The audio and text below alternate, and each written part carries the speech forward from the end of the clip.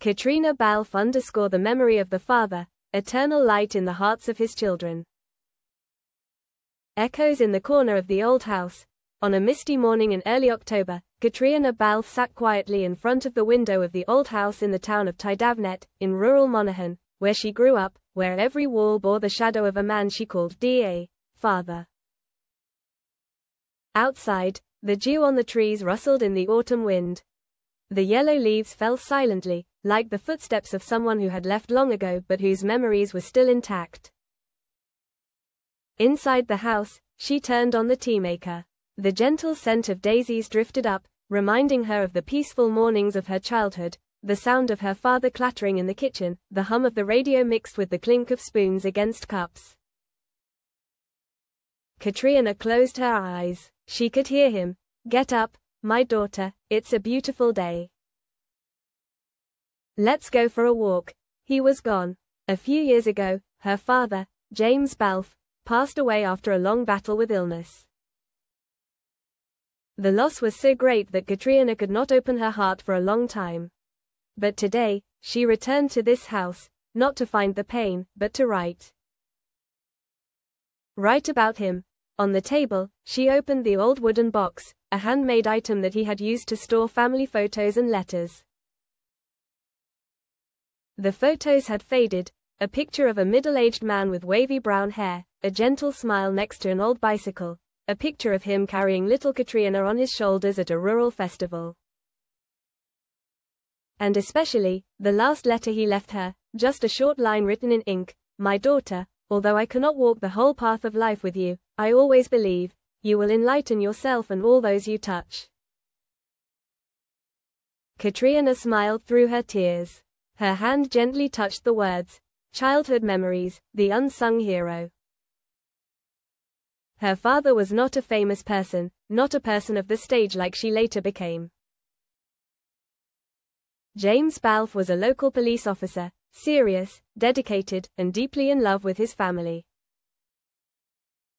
Caitriona remembers vividly the days when he put on his uniform, his strong face stepping out of the door every morning. But when he came home, he was no longer a policeman, he was a gentle father, a storyteller in a deep voice by the fire. "He once told me about when he was young, he dreamed of becoming a painter," she thought to herself, but then the war, then responsibility, he chose the peace of the family.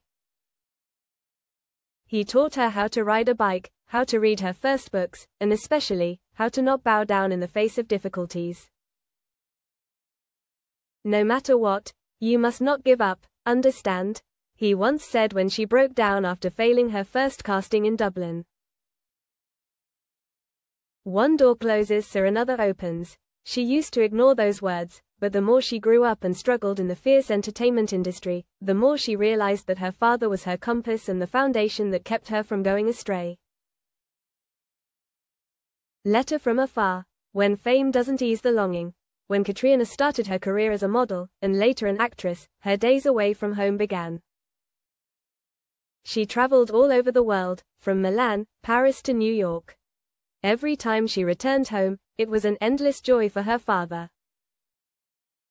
But later, when her father became weaker, the reunions became rare.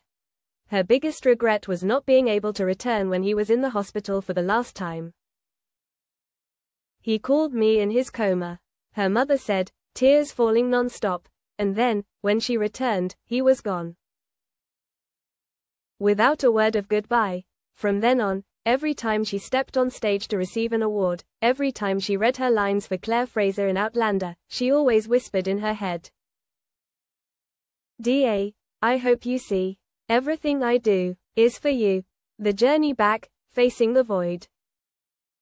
Returning to this house was a difficult decision. For many years, she avoided it. But one August evening, holding her little son, little Frankie, she felt her heart flutter. "I am a mother, and my child will grow up, and he will want to know about his grandfather. How will he understand if I don't dare to face him myself?" She decided to return to Monaghan.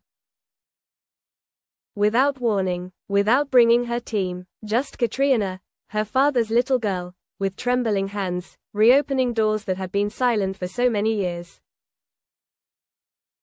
And it was here, where memories flooded back, where pain became light, that she began to write the first pages of the book. The memory of the Father, eternal light in the hearts of his children.